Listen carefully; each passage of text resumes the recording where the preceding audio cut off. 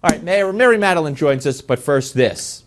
Donald is behaving like a mobster. His campaign is behaving like Democratic Union thugs, threatening violence. We are campaigning to work for the voters, not trying to scare them and intimidate them with threats of violence. And I have to say, I called the Colorado Republican chairman today just to say, I'm sorry you're putting up with this garbage. You're trying to serve your country.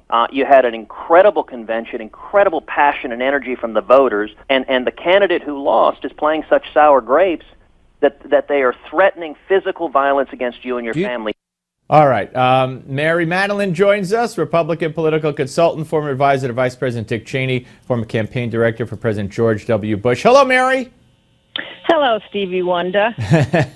Always great to hear your voice. All right. So what do you make of this? First of all, let's talk about Colorado. I mean, who's right here? Nobody voted in Colorado. I mean, the people who chose the delegates, we saw the video, they had 10 seconds to make their case, and anybody Trump was like ripped up. Was that a fair process?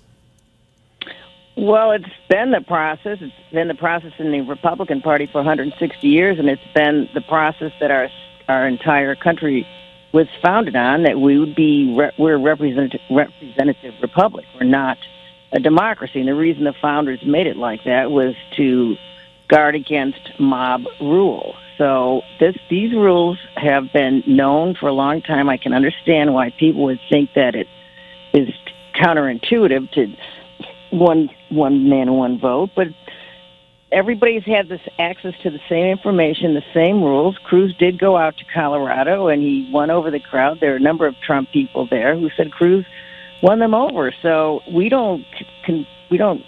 not concerned about the kind of wooing of voters in New Hampshire or Iowa, which requires one-on-one retail politicking. Well, that's how getting the delegates is done. It's always been done that way, and that's not an establishment thing. It's a prelude to what it takes to be in the Oval Office. If you think running for president is hard, you should try being president. Yeah. All right. So where do you think we stand right now? I mean, a week from yesterday, we have New York and other primaries, in the Northeast coming up, and Trump is supposed to do wildly well in those. I mean, to me, he's the only one who could get the nomination going in. Anybody else, including Cruz, would have to get it on a second ballot or after that. Correct? That is correct, but that is not unique. It's happened at least 6 times on our side and 3 times on the Democratic side. In fact, our very first election was thrown to the House when Burr challenged Jefferson. My point is, this is not unique, and that what Cruz did and did from the very beginning, and it took a lot of work, and you can only get that level of work done with the grassroots, with people really supporting you and being dedicated to you, because you can't be a sunshine patriot and just show up after Washington has crossed the Delaware. These delegates these positions are very honored and very sought after, and people are awarded them because they participate actively year-round, year after year, at the grassroots for conservative and Republican causes. So Cruz just worked it better. And even in New York, yes, it's Donald's home state, and he better do well, but people are misunderstanding that. You have to get 50% in every district to get all of those district delegates. Right. So those rules there. And even in Pennsylvania is the same thing, in that those 54 of those delegates are chosen unbound, and they can commit. I mean, they only have to commit on the first ballot, and you can work them district by district. So that's what Cruz has been doing. That's what Barack Obama did.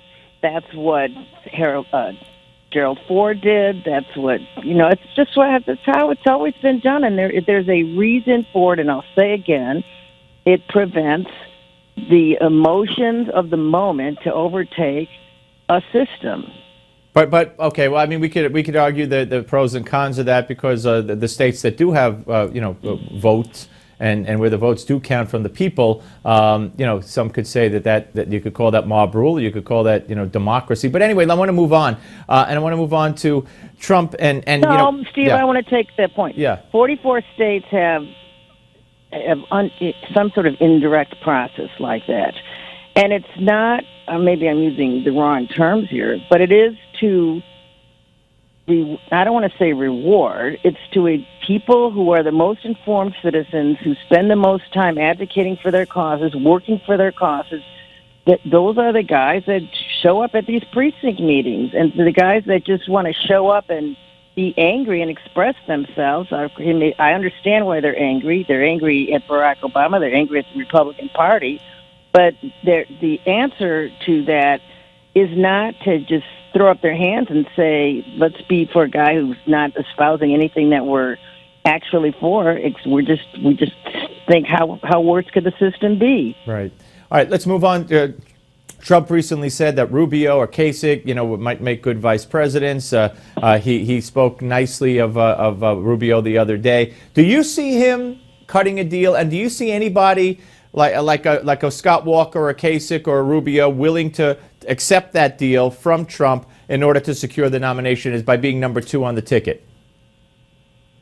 Well, Rubio's recently said that the only conservative in the race is Ted Cruz. Walker was famously helped Cruz win Wisconsin. I consider Rubio and Walker bona fide conservative. So I think that the only way they could agree to run with Trump is if Trump was more aggressive and vocal in supporting conservative or practical or outcome-based or free market positions, which so far he hasn't. And Kasich, is he a possibility? Well, John likes to say, when I knew John, he came with the class of '94, and he likes to say he's a conservative, but I don't know what he would do in this case. He might want to. But even if he did throw in with Trump, I'm not sure at the current rate where it is that number of delegates will be able to overcome what Cruz is going to end up getting. Right. In California and in Indiana and all these Nebraska and states like that. It's going to be very interesting as we get closer and closer. Mary, always great to talk to you. Thank you very much. You're a rock star. Love ya.